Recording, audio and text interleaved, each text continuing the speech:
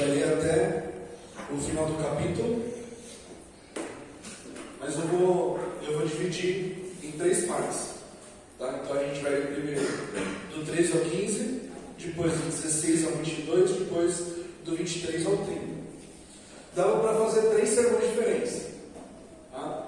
Mas a gente juntou tudo, né? Conversei com o Lucas essa semana, a gente vai virar. Para terminar Mateus, né? Para terminar o livro. Para terminar Mateus antes do 2100. Porque os 3 parágrafos, as 3 passagens estão intimamente ligadas. Tá? Então dava até para separar, mas a gente preferiu fazer junto. Tá? Então eu não vou também aplicar e tirar tudo que dá para tirar dos textos, senão a gente ia ficar aqui. Cada parágrafo ia ter 40 minutos, 50 minutos, né? O pessoal ia sair daqui depois das 11. Mas, pegando a ideia principal aqui dessa passagem, a gente vai ver nessas 3 passagens a quem pertence o reino dos céus. A quem pertence o reino dos céus. Primeira passagem, versículos 13 a 15, diz assim: Então trouxeram algumas crianças a Jesus para que lhes impusesse as mãos e orasse, mas os discípulos os repreendiam. Jesus, porém, disse: Deixe os pequeninos e não os impeçam de vir a mim, porque dos tais é o reino dos céus. E tendo-lhes imposto as mãos, retirou-se dali. Essa passagem, que vai do 13 ao 30, ela acontece também em Marcos e também em Lucas. Os 3 primeiros evangelhos narram essa mesma passagem, com algumas diferenças na narrativa. Essa primeira aqui das crianças parece muito com algo que já aconteceu antes, né, no ministério de Jesus. Jesus já falou com os discípulos a respeito das crianças. Se eu não me engano, isso aqui é a 3ª vez que Jesus fala para deixar as crianças ou para falar sobre o papel das crianças no reino. Aquele em que Jesus deixa mais claro é no capítulo anterior, onde ele fala que para o maior no reino dos céus tem que ser como quem? Como a criança. Por quê? Qual foi a conclusão que a gente chegou pelo texto? Por causa da humildade da criança. Então Jesus fala no capítulo 17 que se não for humilde como criança, então não pode entrar no reino. E aqui Jesus fala, no versículo 14: Deixe os pequeninos e não os impeçam de vir a mim, porque dos tais é o reino dos céus. É interessante notar aqui nessa passagem que as crianças, elas não estavam indo sozinhas até Jesus nesse momento. Lucas vai nos mostrar que os pais das crianças estavam levando as crianças até Jesus, inclusive crianças de colo. E era muito comum naquela época os pais levarem recém-nascidos, levarem seus filhos pequenos para os rabinos para serem abençoados. Para os rabinos colocarem a mão sobre a cabeça das crianças e abençoarem. Era muito comum, que nem a gente faz a apresentação, né, das crianças na igreja, eles faziam isso também com os rabinos. E obviamente os pais queriam quais rabinos que abençoassem os filhos? Os melhores, os mais importantes, né? Só que para chegar nesses rabinos, quem que conseguia?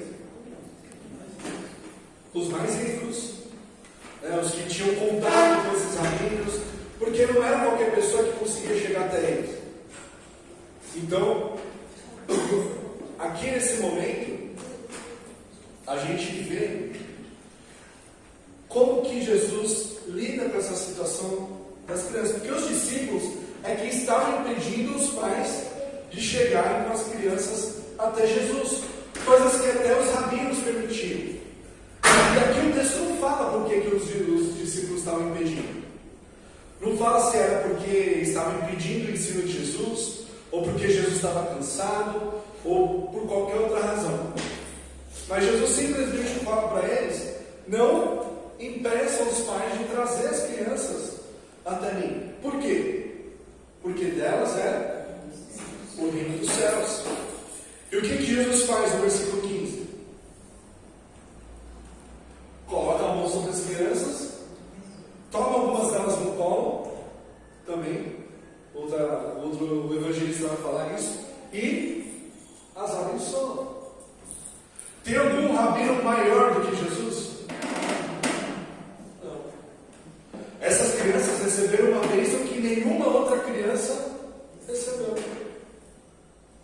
Elas foram abençoadas pela própria mão do Senhor Jesus, do próprio Deus. E o próprio Deus falou: delas é o reino. A gente viu isso também lá no começo do ministério de Jesus. Jesus falando com as crianças, Jesus lidando com as crianças. E aí na sequência, no versículo 16, tem a história do jovem rico, que é uma história super famosa, né? Tem os 3 evangelhos, Mateus, Marcos e Lucas também. E a pergunta do jovem rico para Jesus qual que é? O que farei para entrar no reino? Ou para ter a vida eterna? E aqui a gente tem um contraste entre as crianças e o jovem rico. Em cada um dos evangelhos a gente tem uma descrição desse homem. Aqui a gente entende que ele é jovem. O outro evangelista vai falar que ele é rico. E o outro evangelista vai falar que ele era um dos líderes da nação. Provavelmente um fariseu, um saduceu, ou alguma coisa do tipo. Tá? Então a gente tem um jovem que é rico e é um líder da nação. Obrigado, irmão.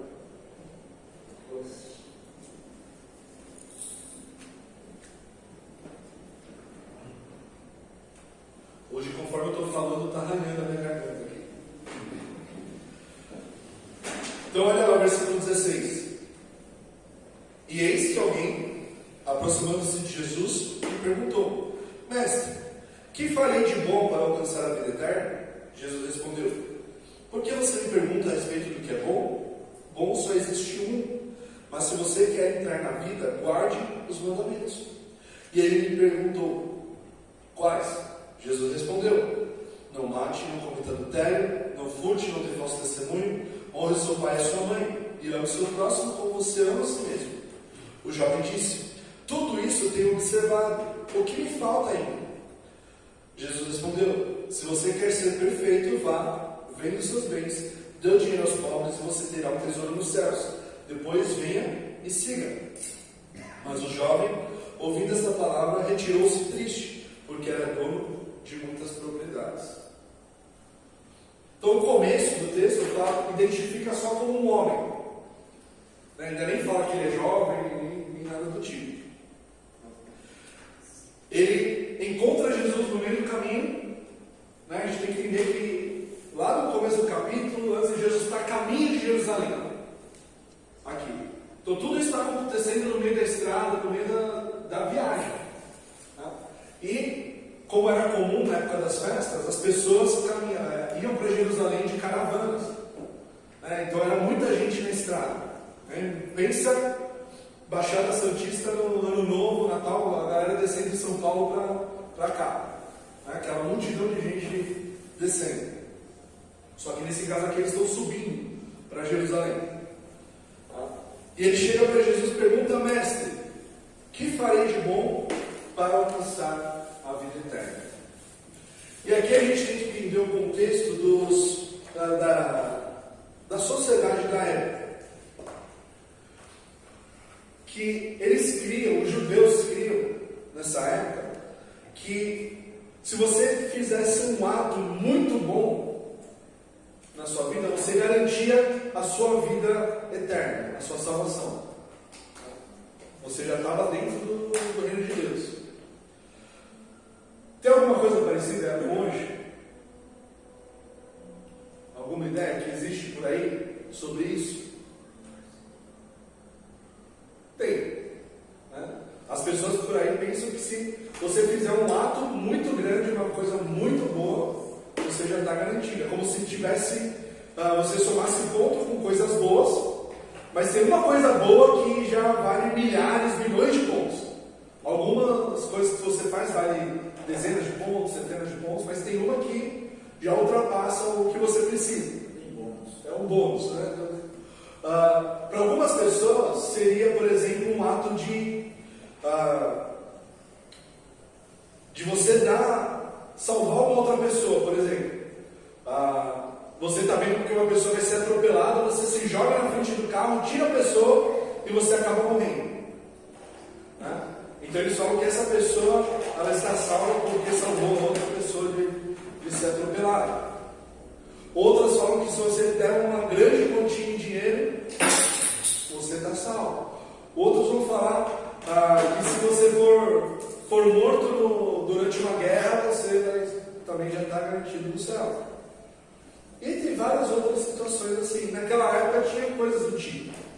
Por isso esse jovem chega para Jesus e pergunta: o que farei para ser salvo? O que eu posso fazer? Porque a gente entende aqui que pela descrição do homem, ele já tinha feito de tudo. Né? Jesus fala para ele: se você quer entrar na vida, guarde os mandamentos. Só que antes de Jesus falar isso, Jesus fala outra coisa para ele. Olha só, ainda no versículo 17: por que você me pergunta a respeito do que é bom? Bom, só existe um. Aí ele fala: mas se você quer entrar na vida, guarde os mandamentos. No Evangelho de Marcos, esse diálogo está um pouquinho diferente. No Evangelho de Marcos está assim: bom mestre, o que farei para herdar a vida eterna? Né? O adjetivo bom muda. Né? Aqui está no fazer algo bom. Em Marcos está junto com o mestre, bom mestre. E a ideia aqui, tanto de Mateus quanto de Marcos, não são ideias diferentes, porque estão falando da mesma passagem. Mas Mateus está focando nessa coisa do fazer o bem, né? De fazer algo. Enquanto que Marcos está focando outra coisa da conversa, que é quem que é bom. Porque o jovem chega e fala: bom mestre, que era um título muito comum para se dar para os rabinos na época. Mas quando Jesus fala: por que você me chama de bom? E fala que os bons só existe um, o que ele está falando? Você está me identificando como o único que é bom? Ou você está só puxando sardinha? Você quer só agradar? Porque quando as pessoas chamavam os outros rabinos de bons, era só puxar saco. Mas o que Jesus está falando é: você está só puxando saco ou você está falando, identificando como Deus? Porque aquele que faz o bem, quem que é? É Deus. Aquele jovem ainda não tinha se identificado como um pecador. Por quê? Porque Jesus vai falar: então obedece os mandamentos. Se você quer viver a vida, obedece os mandamentos. Aí ele fala: quais? E aí Jesus cita os mandamentos da segunda parte dos 10 mandamentos. Aí ele fala: não mate, não cometa adultério, não furte, não dê falso testemunho, honre seu pai e sua mãe e ame o seu próximo como você ama a si mesmo. Ele substitui o 10º mandamento pelo ame o seu próximo como a si mesmo. E aí o jovem disse: tudo isso tenho observado, o que me falta ainda? Olha só que ousadia desse cara.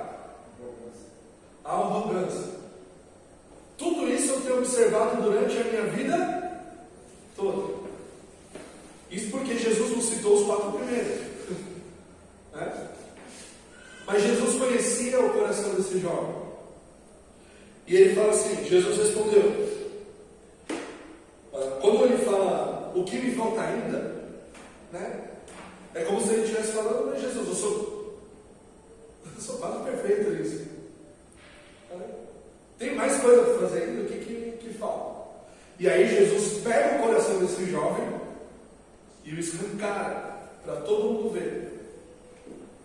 Principalmente ele ver, porque ele não estava enxergando. O que ele fala? Se você quer ser perfeito, e você acha que já é. Se você quer ser perfeito, o que você faz? Vá, venda os seus bens, dê o dinheiro aos pobres, e você terá um tesouro nos céus. Depois vem aí, siga. O que esse jovem fez? Ficou feliz com a resposta de Jesus? Ele saiu entristecido da presença de Jesus, porque ele era dono de muitas riquezas. O que estava no coração daquele jovem? As riquezas. Não era nem os mandamentos que ele estava obedecendo, mas era a riqueza. E Jesus mostrou.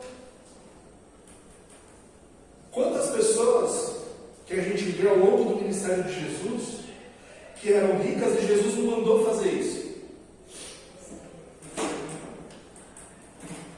Mas Jesus vira para esse jovem e fala. Só que a grande questão que a gente vê aqui no jovem rico, e a gente vê nos discípulos de Jesus também, depois em todos os seguidores de Jesus, é a segunda parte. Venha e siga-me. Como a gente já viu nos capítulos anteriores, seguir a Jesus implica em tomar a sua própria cruz. Isso significa que eu tenho que negar a mim mesmo. Eu tenho que negar a minha própria vontade para fazer a vontade de Jesus.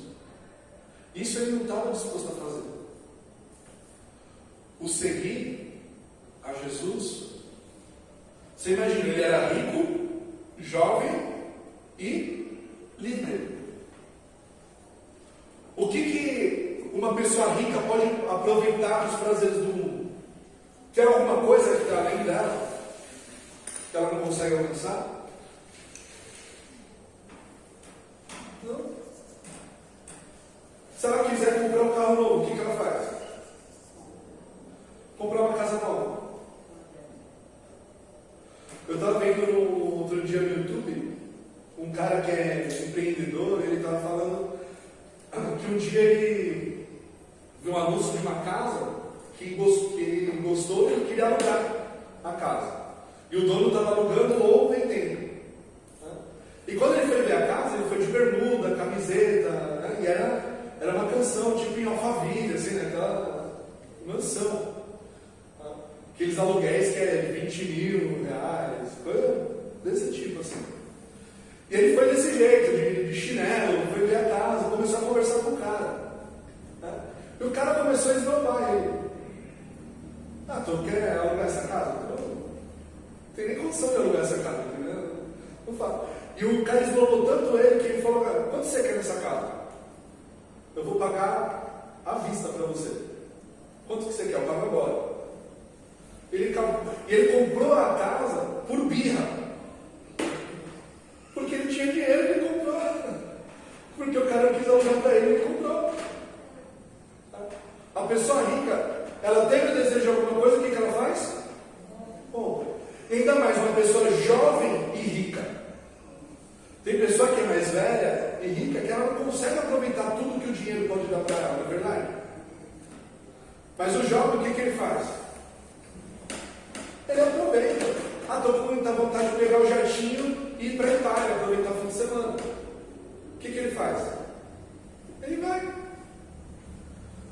O pessoal mais velho fala: caramba, eu tenho que ir até o aeroporto, vou dormir no avião, tem que chegar, sair do aeroporto, pegar o carro, ir para o hotel. Ele já pensa no trabalho. O jovem, o que ele pensa? O que ele vai fazer lá? Não importa a distância, não importa o que ele vai gastar, ele vai aproveitar. E além de ele ser jovem e rico, ele era um líder da nação. Quem que vai falar não para ele? Quem que vai falar não pode? uma pessoa ainda por cima que para toda a sociedade era irrepreensível. Uma pessoa que obedecia a todos os mandamentos, as pessoas viam que ele obedecia a todos os mandamentos. Quem que vai falar não para ele? Ninguém.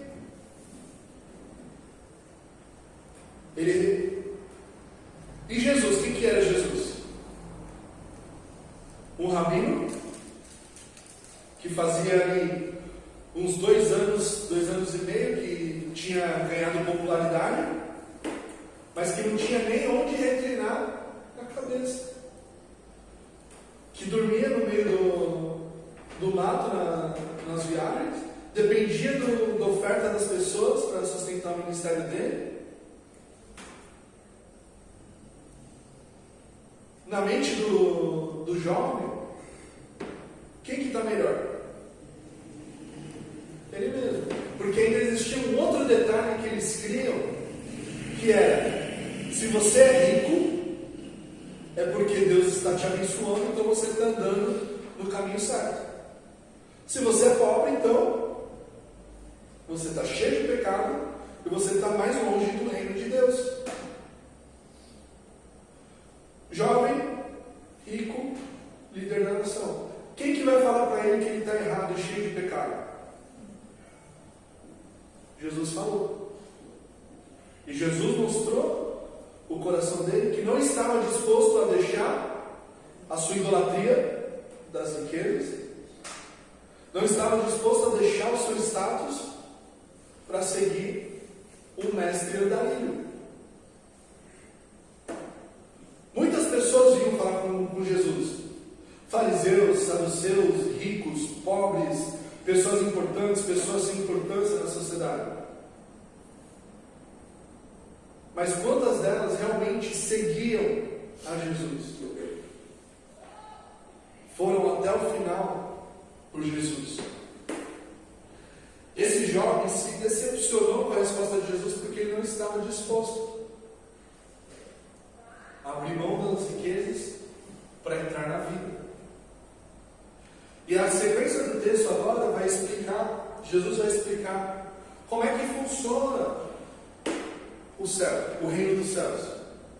Quem que pode entrar? Quem que pertence ao reino dos céus? E Jesus vai mostrar que é diferente do que a sociedade pensava. Olha só. Então Jesus disse aos seus discípulos: em verdade lhes digo, que o rico dificilmente entrará no reino dos céus. E ainda lhes digo que é mais fácil um camelo passar pelo fundo de uma agulha do que um rico entrar no reino de Deus. Ouvindo isso, os discípulos ficaram muito admirados e perguntaram: sendo assim, quem pode ser salvo? Jesus, olhando para eles, disse: para os seres humanos isto é impossível, mas para Deus tudo é possível.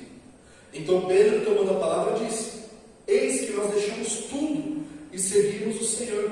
Que será pois de nós? Jesus lhes respondeu: em verdade lhes digo, que na regeneração, quando o Filho do Homem se assentar no trono da sua glória, vocês que me seguiram também se assentarão em 12 tronos, para julgar as 12 tribos de Israel. E todo aquele que tiver deixado casas, irmãos, irmãs, pai, mãe, filhos ou campos, por causa do meu nome, receberá muitas vezes mais e herdará a vida eterna. Porém, muitos primeiros serão últimos, e os últimos serão primeiros. Quem que faz parte do reino dos céus? Se na mente da sociedade da época os ricos estavam mais próximos do reino dos céus, Jesus vem e fala que é mais fácil o camelo passar pelo fundo da agulha do que o rico entrar no reino dos céus. E aqui Jesus está falando da agulha mesmo, de costura. Tem uma outra ideia, uma outra interpretação que surgiu 300 anos depois só, que falava que a agulha se referia a uma porta que existia na cidade e tal, mas não é. Jesus está falando da agulha de costura. Como é que faz para passar o camelo na agulha da costura? No buraco da agulha.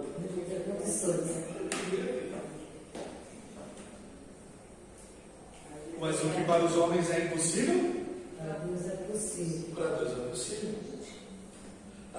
Jesus não fala aqui no texto que é impossível um rico entrar no reino dos céus. Mas ele fala, dificilmente entrará no reino dos céus o rico. Por quê? Porque a confiança dele está onde?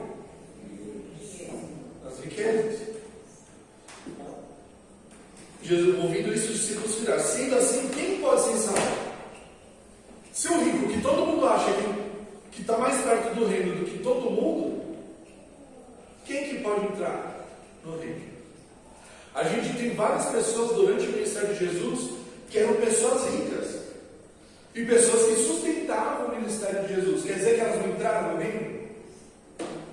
Entraram. Por exemplo, Lázaro e Maria e Marta eram ricos. Zaqueu era rico. Algumas das mulheres que sustentavam o ministério de Jesus eram ricas. Outra pessoa rica, Barnabé. E Barnabé vendeu todas as suas posses para dar dele. Aí ele ficou pobre. Ele fez o que o jovem deveria ter feito, para mostrar que o coração dele está em Cristo e não nas posses.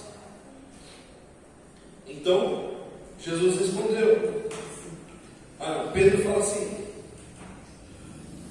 eis que nós deixamos tudo e seguimos o Senhor. O que será, pois, de nós? Qual que foi a última coisa que Jesus falou para o jovem rico? Vem aí? Sim. E aí Pedro fala: Jesus, a gente deixou tudo e te seguiu.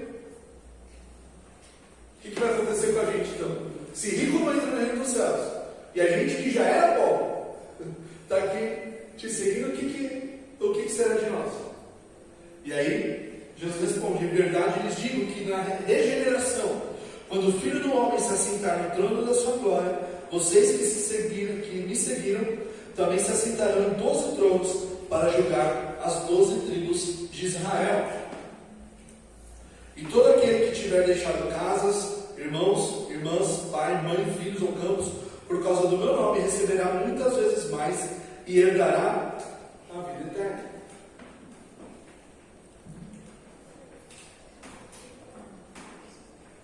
A primeira parte da resposta de Jesus diz respeito somente aos discípulos. Ele fala: vocês que estão me seguindo sentarão sobre 12 tronos e reinarão e julgarão as 12 tribos de Israel. Isso diz respeito somente aos discípulos. Mas a segunda parte ele fala: e todo aquele que tiver deixado casas, irmãos, irmãs, filhos, tudo ele vai falando, campos, por causa do meu nome, receberá muitas vezes mais e herdará a vida eterna. Aqui no texto, no original, deve estar na sua tradução também, ele fala 100 vezes mais.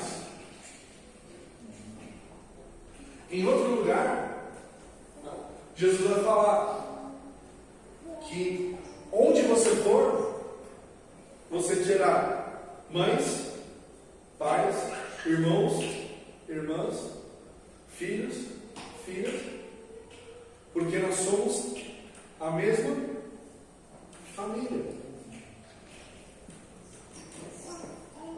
Jesus está falando sobre abandonar mesmo a família sanguínea, a família dessa terra, porque a mais importante é a família do reino. A gente não pode garantir a salvação dos nossos irmãos, dos nossos pais, dos nossos filhos, da nossa família, de ninguém.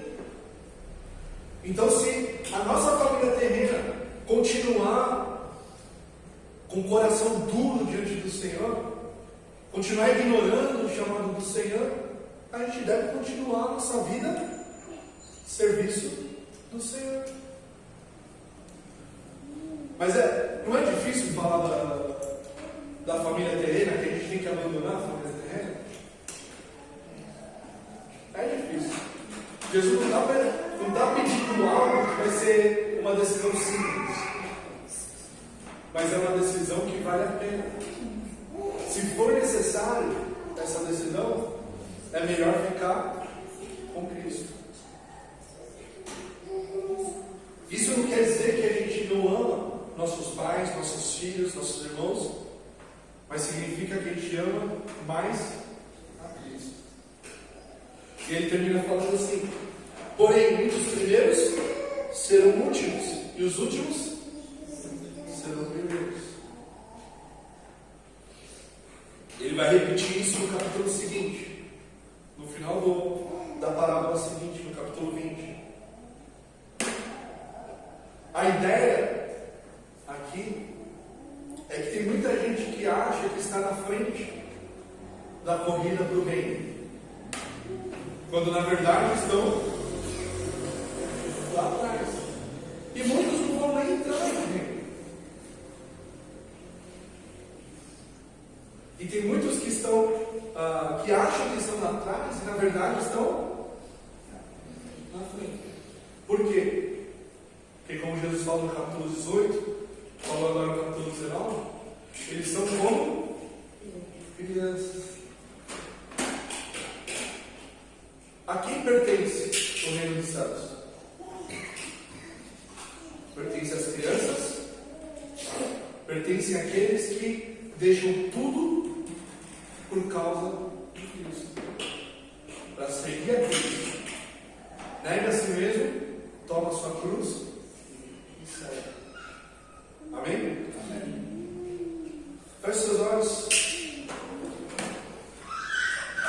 e avalia a sua vida de busca e de caminhada no reino de Deus. Como que você tem seguido?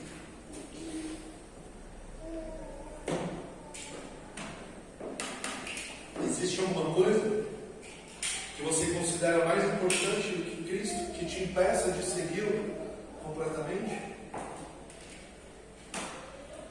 Você tem um coração como de uma criança, humilde?